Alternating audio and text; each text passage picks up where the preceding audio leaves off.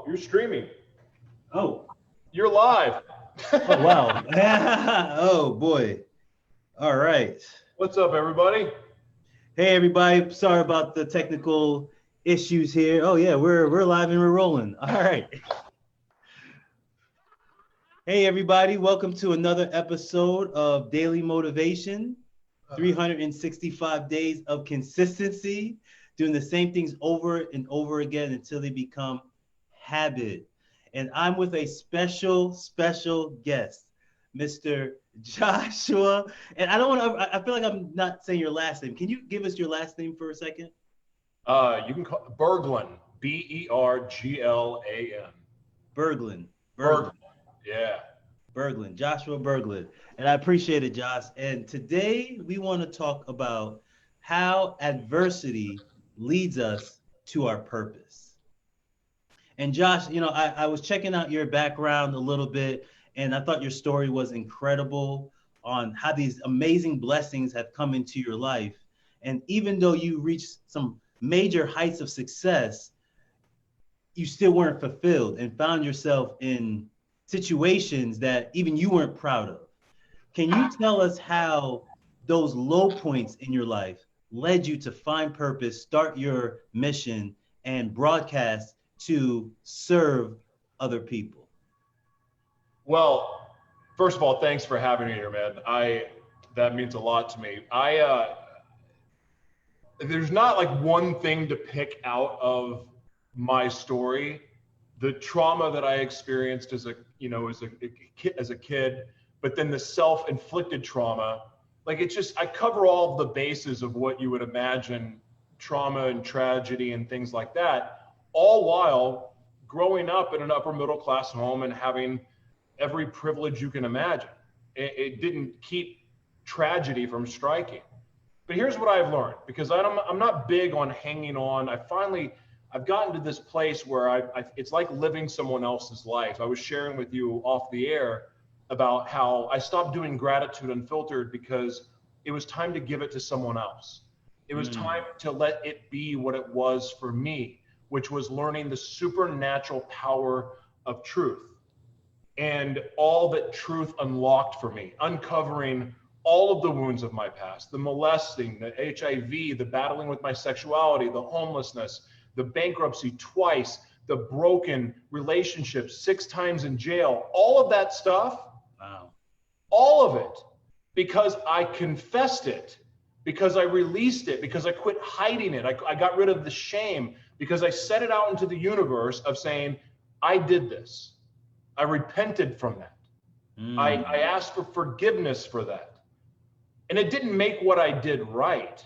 However, it did create the space and the opportunity for other people to heal and myself, because now other people were no longer keeping my secrets.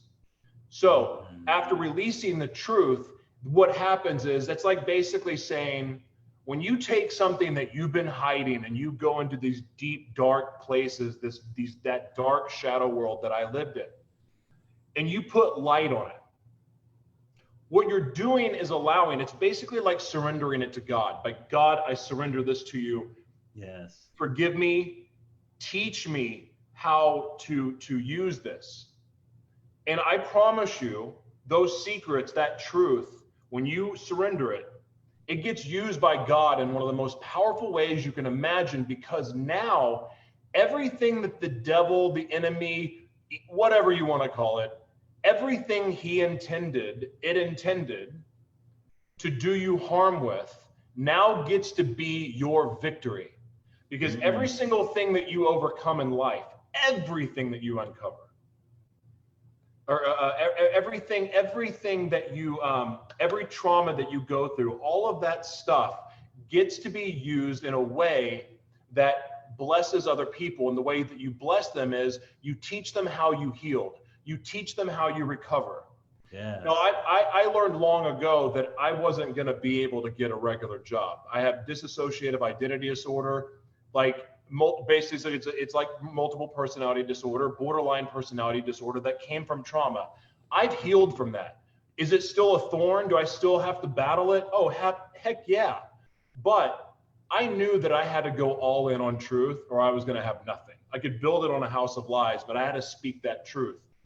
And by doing that, it's turned into, one, now the people that are in my life are in my life because they love me the way that I am, scars and all.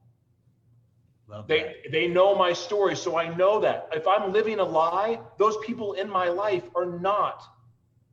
they're not my people because they don't know me. So now that I know that, so I'm blessed there. I'm now experiencing and I'm able to receive love while learning to love myself. So you talk about like all of these traumas, all of that stuff, all of that really is like code for the things that you get to face and overcome and the things in your life you get to heal, because the minute you heal it, it's a blessing because you get to help other people. But more importantly, that no longer weighs you down. Now you're elevated. Now you're stronger. Now you feel better about yourself. And look, we are created to overcome every obstacle thrown in our way. We are created that way. That is the way God intended it. If you know anything about kingdom principles, like, and the power of truth is a big part of that. Mm-hmm. Every one of those things, man, like I get so pumped up when I talk about it. I hear it in your voice. Because I wish people knew, like, these things that we run from, those giants, like, let's just say David versus Goliath was just not a parable? Fable. Like a make-believe story. It was what'd you say? Fable. A fable. Let's just say it was a fable. Mm-hmm. Well, basically, let's just say that it's a perceived weakness, right? We perceive, like he perceived that this giant was bigger than him, or people did, that this giant was so big that they could not overcome it. And then here's little David, this little shepherd boy, shows up and basically kills the mother trucker, right? Yep. Well, but it was a perceived weakness. We perceive that our shame, we perceive that the bad things that we've done, or the bad things that have happened to us, we perceive that it's too much for us to overcome. We were created to defeat our giants. That is how we level up in life. It's how we move on. And guess what? Every time you do that, there's another giant that comes in your way. But guess what? You got to face that one too. And eventually you get addicted to it where you don't fear anymore. Yes. And that's an amazing thing, because it's like a promise, man. Like, we are meant to overcome. Like, God, and I'm sorry, like, I'm a Jesus lover. I can't help it talking about it. But the thing is this, you got to understand, like God gave authority to man on this earth. But the devil's the god of this world. If you go biblical, the devil is the god of the earth. So, but God gave us the ability to have authority on this planet. We can bring the Holy Spirit, we can channel Jesus, we can do all that stuff. But this is the devil's playground. So even though God knew, this is how amazing God is. God knew we were going to suffer. God knew that we were going to get hurt. God knew that we were going to be molested and abused, and there was going to be racism, and there was going to be just senseless killings and murders and wars and all of it. He knew all of it. But the way he created us is that each and every one of us get the opportunity to overcome everything that we are faced with or have been through. And I 100% agree with everything you just said there, Josh. And it was something that reminds me of what a friend of mine named Carla Wilson told me one time. She said, your test will be your testimony. Your test will be your testimony. And I thought that was so profound the first time I heard it, was your downsides, the darkness, those down points in life are meant for you to overcome so you can teach others how to overcome it. That's right. And I found that so true. And it does happen with the dark times. And, because if you look at people's history, you always have two options. The option is, I'm going to let this adversity break me, or I'm going to let it build me into something better. I think of people like Oprah. Oprah was molested as a teenage girl, and she was homeless. And she's a black woman in America. And she's a black woman in America. I mean, and she was trying to be a reporter where they said that they didn't want her on the front screen because they didn't think she was marketable because of her skin color. But she used that to propel her to say, hey, I want to give other people that don't have a voice a voice. And using that platform made her a multi-billionaire. That's right. And people, and adversity happens to all of us. Like you said, we all have a thorn in the flesh. My father used to say, we all have a cross to bear. We all have a cross to carry. And if we, just like, we could go a little biblical, just like the preacher on the mount who carried his cross up the hill with all that weight, that was his cross to bear. It was just happened to be a physical cross.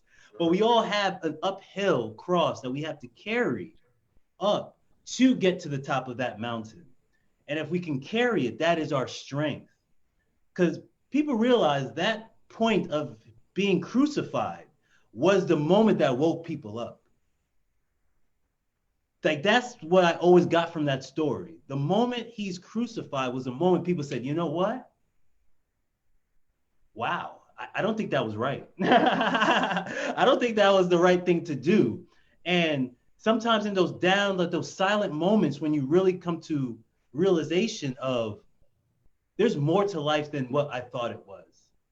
And that's what I loved about your story is, I saw, like we were talking off air, I kind of Facebook stalked you a little bit.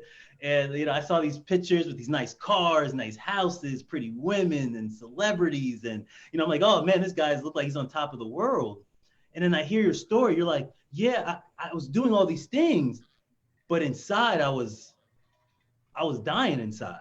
I was on drugs. I was getting bankruptcies. I was going to jails and all these things.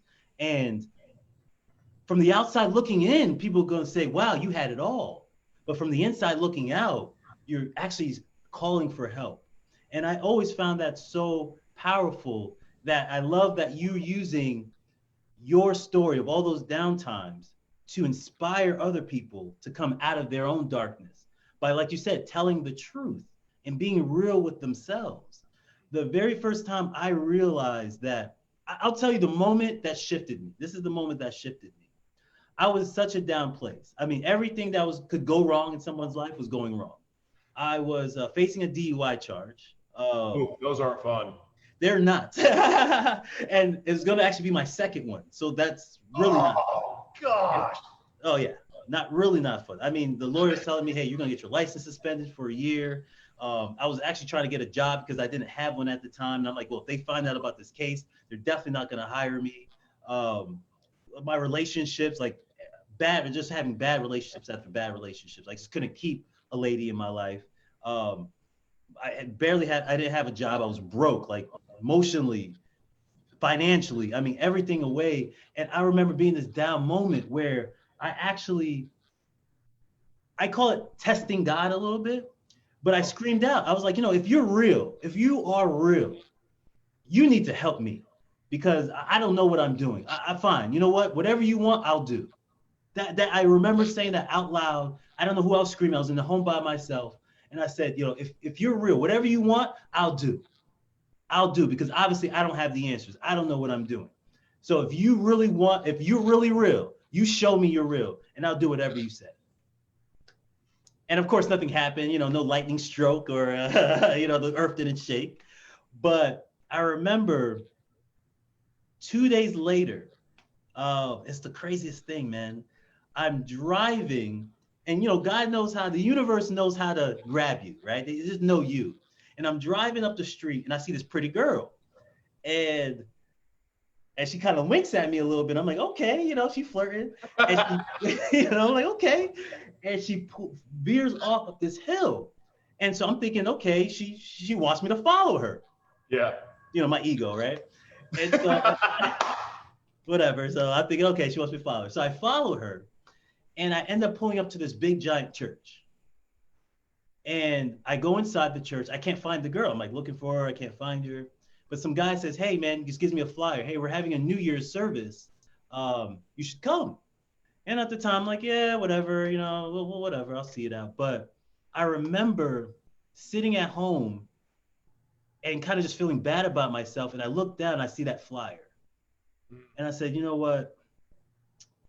Why not? Why not? Let's just go.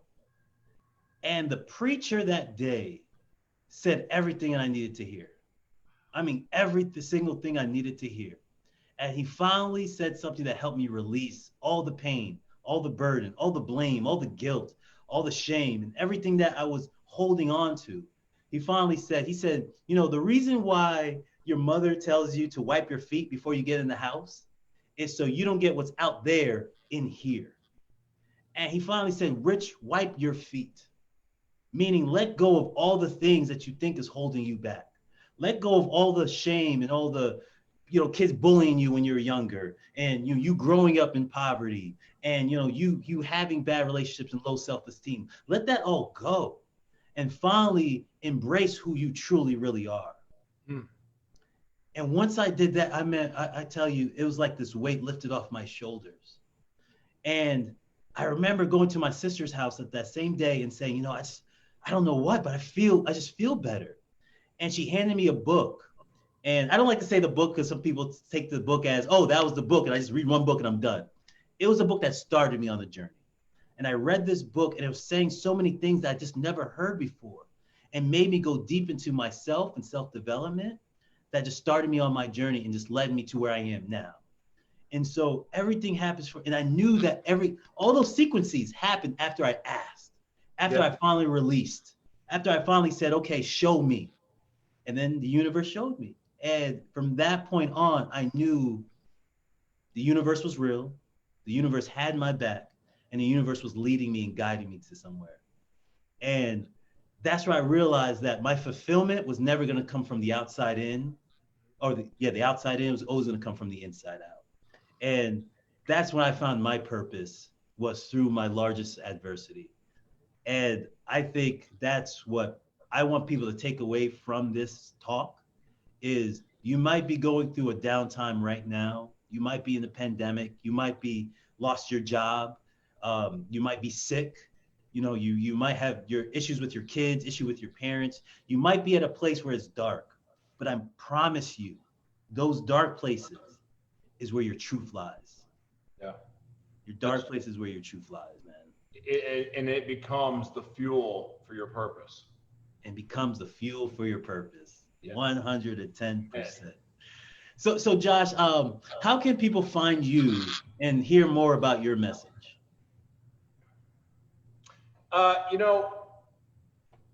You can look me up. You can Google me. I'm not really big on promoting social media. I'm really proud of the work that we do with the Live Mono Worldwide Foundation, the movie we're making, the new shows that we're launching on our network. I mean, I'm really proud of that. I'm proud of the people that we're getting to serve and the people that we're helping, launch their ministries or their talk shows or, whatever, or nonprofits that can't go out and fundraise right now, to be able to help them create another avenue to be able to promote the work that they do. Like, I'm proud of being able to do that. And I want to say something, and I'm not much of I'm not a prophet. So this is not a prophetic statement. Okay. But I hope that people can see, and I've felt this way since I was a child, and it's becoming more and more clear that this is the world that we're going into. More jobs are going to go away. There's a lot of jobs that are not coming back. Yes, absolutely. But God's purpose for your life didn't stop because of a stupid ass virus. God's purpose for your life is more alive than ever today, because you were created for such a time as this. Meaning, even though you just lost your job, even though you may have lost friends or family from COVID or something else, you were created for this moment. And we are coming into a world where you're going to have some people that choose to go, you know what, I'm going to receive this universal income and I'm going to be happy with it. And that's my life. Those people are not living in their purpose. So right now you have an opportunity with that voice that's been inside of you since you were young, those dreams and visions you get. That is God showing you what's possible. It's not to mock you. It's not to tease you. It's to show you what's possible. And that big scary thing that you're afraid to try because you don't know how is what God has in store for you. And all you got to do is take the first step in faith. And if you don't know how to take that first step in faith, you can send me a private message on Facebook. My name is Joshua T. Berglan, and I'm happy to talk to you to help you work it out. Because you were created for a time as this. Just because of all the craziness going on in the world, that did not change the fact that God created you for a very specific reason, and it was not to be locked in your freaking house all day long. Absolutely, man. Woo. That was a great word. And I want to end it on that note and say, just to piggyback on what Josh just told you, your purpose is your purpose, and your purpose can go through any time in any situation. As long as you keep aligning with it, it will get you through anything. Anything. Trust me, anything. As long as you align with your purpose, it'll get you through it all. Amen. Josh, thank you. This was a great conversation. I hope it served everyone well. Again, this is Rich Fontaine with the Joshua T. Berglan. You could agree with me or not agree with me, but either way, I feel this was a successful conversation. Love is love, and we appreciate all of you. Have an awesome day, an awesome night. If you saw this on the replay, please share this with your friends and your family because I think this was a very important message. Love all of you. Namaste.